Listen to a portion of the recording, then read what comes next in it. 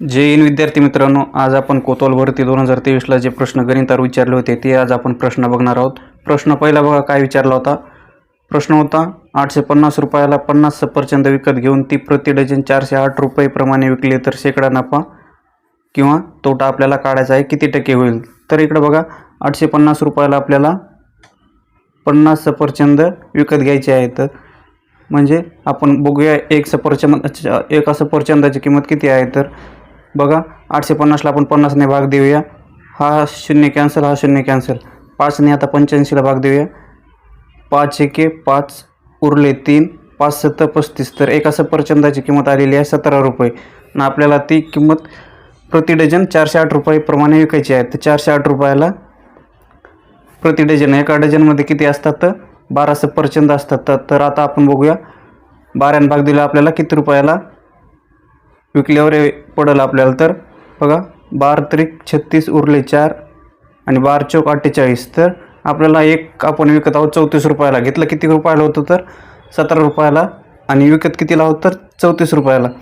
म्हणजेच बघा आपल्याला निव्वळ जर नफा बघायचा असला तर आपल्याला बघा ही विक्री किंमतमधून आपल्याला खरेदी किंमत वजा करायची आहे। विक्री किंमत किती आहे 34 आणि खरेदी किंमत किती आहे आपण घेतलेली 17 रुपये, तर निव्वळ नफा किती होतोय तर 17 रुपये आपल्याला हा टक्केवारीमध्ये काढायचा आहे। आता याला कसं काढायचं बघा, खरेदी किंमत किती होती आपली तर 17 रुपये। आता बघा 17 रुपयावर आपल्याला आणि आपल्याला नफा किती होतोय तर 17 रुपये नफा होतोय। 17 रुपये तर 100वर किती, आता 100 का घेतले आपल्याला टक्केवारी काढायची आहे। इथं बघा शेकडा नफा किंवा तोटा किती, तर बघा 17वर 17 गुणिले 100, तर हा 17 कॅन्सल होईल, राहिलं काय तर 100, आपल्याला नफा किती झाला 100% नफा होतोय, म्हणून पर्याय डी उत्तर आपलं बरोबर आहे 100%। त्यानंतर प्रश्न दुसरा बघा, परागचा वाढदिवस 25वा वाढदिवस हा 21 फेब्रुवारी 2004 रोजी आहे, त्या दिवशी शनिवार असेल तर आपल्याला विचारले परागचा 14वा वाढदिवस कोणत्या वारी होता। तर बघा 25वा वाढदिवस कधी आहे तर 21 फेब्रुवारी 2004ला त्याचा 25वा वाढदिवस आहे। तर आपल्याला विचारलं आहे 14वा वाढदिवस, 14वा वाढदिवसा दिवशी त्याचा वार कोणता होता। तर आपल्याला बघा इथून आता 14 मायनस आपल्याला 14 वजा करावं लागतील 2000, आता 14 म्हणल्याच्या नंतर आपण बघूया 25वा वाढदिवस आणि 14वा वाढदिवस यामध्ये फरक कितीचा आहे तर 11चा आहे, म्हणून आपल्याला 2004 मधून जर 11 वजा केले तर आपल्याला कितीचं काढावं लागेल तर 1993चं वय त्याचं काढावं लागेल, म्हणजेच 1993ला त्याचा 14वा वाढदिवस असेल। तर इकडे बघा आपल्याला 21 फेब्रुवारी 1993चा वार कोणता असं विचारलेलं आहे। तर हा कसा काढायचा बघा, आता 21 फेब्रुवारी, आता आपल्याला रिवर्स यायचे 2004 पासून, तर 2004 पासून रिवर्स आल्याच्या नंतर बघा हा 2004 लीप वर्ष आहे, पण हा फेब्रुवारी 29 पर्यंत तारीख नाही, म्हणून 2004 सोडायचं नाही आपल्याला। हे बघा हे आपले 11 दिवस कमी करायचे, तर आपण हे केलेले कमी दिवस हे 11 आणि यामध्ये लीप वर्ष कोणते कोणते आहेत बघा 93 ते आपण 2004 पर्यंत बघूया, 94 95 96 97 98 99 आणि हे 2000 2001 2002 आणि 2003 यामध्ये लीप वर्ष किती आहेत तर 93 लीप वर्ष नाही तर 1994 लीप वर्ष आहे आणि 1996 लीप वर्ष आहे आणि 2001 लीप वर्ष आहे। आपल्याला आहेत 3 लीप वर्ष भेटलेले आहेत, तर 11 आणि 3 किती तर 14 लीप वर्ष, 14 दिवस आपल्याला पाठीमागे जावे लागेल। आपल्याला 2004चं विचारलं 21 फेब्रुवारी, पण हा लीप वर्ष आहे, पण ही 21 फेब्रुवारीची तारीख आहे, त्यामुळे आपल्याला 14 दिवस पाठीमागे जावे लागेल, म्हणजे 14 दिवस म्हणजे आता आपण त्याला 7ने भाग देऊया, 7 1 7 7 2 14, बाकी 2 वरती म्हणजे भाग जातोय, तर तोच वार परत येईल। तर शनिवार होता तर आपल्याला कोणता येईल तर शनिवारच येईल, पर्याय डी उत्तर आपलं बरोबर आहे। विद्यार्थी मित्रांनो त्यानंतर प्रश्न बघा काय विचारला आहे। प्रश्न आहे बघा 893, आपल्याला एक संख्या दिलेली आहे, अंकमालिकेची संख्या दिलेली आहे। त्यानंतर बघा 893 684 475 आणि 26 आणि रिकामी जागा दिलेली आहे। तर इथे बघा प्रश्नचिन्ह दिलेलं आहे, प्रश्नाच्या चिन्हाच्या जागी कोणती संख्या येईल, 9 येईल, 8 येईल, 7 येईल आणि 6 येईल, कोणती येईल। हा प्रश्न बघा आपल्याला 2 प्रकारे सोडवता येतो, तर कसा बघा आपण बघूया, पहिल्यांदा बघूया कसा सोडता येईल। आता बघा हे या तिन्हीची बेरीज करूया, 8 आणि 9 किती, 8 2 16 1 17 आणि 3 किती हे यांची बेरीज आहे 20 आणि यांची किती येते 6 6 12 2 14, 14 4 18, यांची बेरीज झाली 18. नंतर यांची बघा 7 4 11 5 16. आता बघा 20मधून 2 गेले 18, 18मधून 2 गेले 16. तर इथं किती यायला पाहिजे तर 14 बेरीज यायला पाहिजे. 6 2 8, 8मध्ये अजून किती मिळवल्यावर 14 होईल तर 9 मिळवलं होणार नाही, 8 मिळवलं सुद्धा होणार नाही, 7 मिळवलं सुद्धा होणार नाही, 6 मिळवल्यावर बेरीज 14 होईल. 8 + 6 = 14. तर इथं किती येईल 6. 266. पर्याय डी उत्तर बरोबर आहे. आपण दुसऱ्या पण स्टेपने सोडू शकतो. ती म्हणजे काय बघा, यातील आपल्याला काढायचा आहे फरक. आता बघा 893 आणि 684 मध्ये कितीचा फरक आहे तर 209चा फरक आहे. तसाच 684 ते 475 मध्ये कितीचा फरक आहे तर 209चा फरक आहे.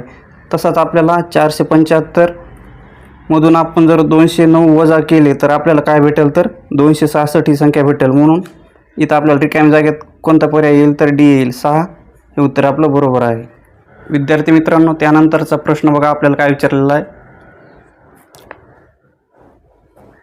अक्षरमाला दिलेली AD, EH. इथं आपल्याला प्रश्नचिन्ह दिलेलं, इथं संख्या आपल्याला ओळखायची आहे. कोणते अंक आहेत तर नंतर आहे MP, नंतर QT आणि UX. आता बघा A आणि D मध्ये काय संबंध आहे तर Aच्या नंतर काय B आणि C असतो. तर तो ऑप्शन करून त्यांनी 2 सोडून नंतर D घेतलेला आहे. नंतर Dच्या नंतर E. इथे बघा F आणि G सोडून H घेतलेला आहे. आता H नंतर काय येईल तर इथे येईल बघा I. आता बघा 2 अक्षर सोडायचे आहेत, J आणि K. नंतर काय येईल L येईल. IL कुठं आहे तर पर्याय डी मध्ये आहे. उत्तर आपलं पर्याय डी हे उत्तर आपलं बरोबर आहे. इथे बघा M नंतर 2 सोडलेत, N P. नंतर Pच्या नंतर बघा Q. इथं आहे R आणि S सोडले T. नंतर U V आणि W सोडलेला आहे. म्हणजे एका 2 अक्षरामध्ये 2 शब्द सोडलेले आहेत. म्हणून आपलं पर्याय उत्तर 4 हे बरोबर आहे. त्यानंतर प्रश्न क्रमांक 5 बघा, कॅलेंडरवर विचारलेला आहे. कॅलेंडरचा जो चॅप्टर आहे त्याच्यावरती विचारलेला आहे. प्रश्न काय आहे बघा, 2016चा प्रजासत्ताक दिन मंगळवारी आला असेल तर त्याच वर्षी स्वातंत्र्य दिन कोणत्या वारी असेल. आपल्याला माहिती आहे प्रजासत्ताक दिन कधी असतो तर 26 जानेवारीला आपल्याला प्रजासत्ताक दिन असतो. 2016ला कोणता वार होता तर मंगळवार होता. आपल्याला काय विचारलं 15 ऑगस्टला 2016ला कोणता वार असेल. तर बघा हा 2016 जे वर्ष आहे ते लीप वर्ष आहे. आता जानेवारीमधील बघा आपल्याला आता दिवस किती राहिलेले आहेत तर जानेवारीचे 26 झालेले आहेत. तर जानेवारीचे किती राहतात तर 5 दिवस राहतात. नंतर बघा फेब्रुवारीमध्ये लीप वर्ष असल्यामुळे 29 दिवस असतात. 29 दिवस म्हणजेच किती, आता 7ने जर भागलं 7च्या नंतर आपल्याला वार परत तेच होतं. म्हणजे आपण काय करूया, यांची संख्या कमी करूया. 7ने कितीला भाग देईल 7 चोक 28, उरला काय 1.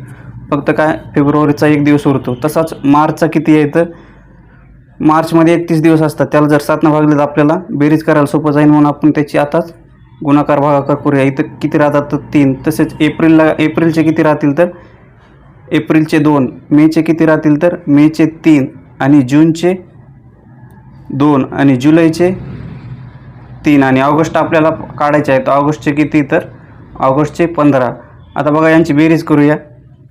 जानेवारीचे 5 दिवस, फेब्रुवारीचे 1, 5 आणि 1 6 आणि 3 9, 9 3 12, 12 आणि 3 15 आणि 2 17, 17 आणि 2 19, 19 आणि 3 22 आणि 22 आणि 15 बघा 5 आणि 2 7, 2 आणि 1 3. तर 37 दिवस राहतात. त्याला आपल्याला 7ने भागायचं आहे. आपल्याला कळेल 7 चोक 28, 7 5 35, बाकी किती उरली 2 दिवस. नंतर आपल्याला प्रजासत्ताक दिन मंगळवारी होता. तर स्वातंत्र्य दिन किती येईल 2 दिवसानंतर. मंगळवारच्या नंतर बघा 2 दिवस, बुधवार आणि गुरुवार. तर कोणता वार असेल तर गुरुवार वार असेल. पर्याय डी हे आपलं उत्तर बरोबर आहे. विद्यार्थी मित्रांनो, त्यानंतर प्रश्न बघा विचारला, एकदम सोपा विचारलेला आहे. कंसामध्ये 144 + 356 आणि नंतर कंसाच्या बाहेर गुणाकारामध्ये 10 दिलेला आहे. आपल्याला माहिती आहे गणितीय क्रिया करताना अगोदर आपल्याला कंस सोडायचा असतो, नंतर भागाकार, नंतर गुणाकार, नंतर बेरीज आणि नंतर वजाबाकी. त्यामुळे आपण अगोदर यांची हे करूया, कंस सोडून घेऊया. बघा कंसामध्ये काय आहे 144 + 356 यांची करायची आहे अगोदर बेरीज, म्हणजे कंस सोडून घेऊया. बघा 144 + 356, 4 आणि 6 10ला, 0चा हातचा आला 1, 4 आणि 1 5, 5 आणि 5 10ला, 0 हाताला 1, 1 आणि 1 2 आणि 3 5. आपलं उत्तर बघा, आपलं कंसाचं उत्तर किती आलेलं आहे? 500 आलेलं आहे. नंतर आपल्याला काय करायचं आहे? तर गुणाकारामध्ये 10. आता यांचा आपण करूया गुणाकार. 10 0 0, हे 10 0 0 आणि 10 5 50. आपलं उत्तर किती आलेलं आहे? 5000 आलेलं आहे. पर्याय डी हे उत्तर आपलं बरोबर आहे. त्यानंतरचा प्रश्न बघा, बुद्धिमत्तेचा प्रश्न आहे. प्रश्न काय विचारलेला आहे? एक्सने वायची ओळख करून देताना म्हटले की तो माझ्या वडिलांच्या नातीचा पती आहे, तर वायचे एक्सचे नाते कोणते? तर बघा, एक्स काय म्हणत आहे? एक्सने इथं घेऊया खाली. एक्सने वायची ओळख करून देताना म्हटले की तो माझ्या वडिलांच्या, म्हणजे एक्स म्हणजे मी, माझ्या वडिलांच्या, इथे झाले वडील, वडिलांचे म्हणजे काय? तर वडिलांचे वडील कोणतं? आजोबा, त्यांच्या नातीचा पती आहे. त्यांची नात म्हणजे कोण? तर मुलांची मुलगी. आता वडिलांची मुलगी म्हणजेच एकची काय झाली? तर बहीण झाली. बहिणीचा पती आहे, म्हणजेच बहिणीचा पती कोण असतो? तर दाजी. यांची जर मुलगी आणि पती, म्हणजेच बहिणीचा नवरा कोण असतो? तर एक तर दाजी असतो, म्हणजे त्यालाच आपण मेवणा म्हणतो. तेच आपल्याला विचारलं आहे. वायचे एक्सचे नाते काय? तर आपल्याला माहिती आहे, भाऊ नाही होणार, काका नाही, मामा नाही, तर मेवणा होणार. पर्याय डी हे उत्तर आपलं बरोबर आहे. विद्यार्थी मित्रांनो, प्रश्न बघा, 148 आणि 232 या संख्येची बेरीज केली आणि येणाऱ्या संख्येला जर 5ने भागले तर येणारे उत्तर कोणते असतील? आता बघा, आपल्याला या दोघांची करायची आहे बेरीज. 148 आणि 232. 8 आणि 2 10ला, 0 हाताला 1, 4 आणि 1 5, 5 आणि 3 8ला 8 आणि 1 आणि 2 किती? तर 3. आपलं याचं उत्तर किती आलेलं आहे? 380 आलेलं आहे. त्यांनी काय म्हटलेलं आहे? त्या उत्तराला 5ने भागाकार करायचा आहे, 5ने भाग द्यायचा आहे. आता भाग देऊया. आता 38ला 5ने भाग द्यायचे. 5 7 35 उरले किती? तर 38मधून 35 गेल्याच्या नंतर 3 उरले. वरती किती झाले? 0 वरती घेतल्याच्या नंतर 30 झाले. 5 6 30. तर उत्तर किती आलेलं आहे? 76. पर्याय सी हे उत्तर आपलं बरोबर आलेलं आहे. त्यानंतर बघा, प्रश्न विचारलेला, अतिशय सोपा प्रश्न विचारलेला आहे. 9 या संख्येचे वर्गमूळ किती आहे? तर आपल्या सर्वांना माहिती आहे 9 या संख्येचे जे वर्गमूळ आहे तर 3 हे आहे. पर्याय सी हे उत्तर आपलं बरोबर आहे. बघा, 3चा वर्ग 9. पर्याय सी हे उत्तर आपलं बरोबर आहे.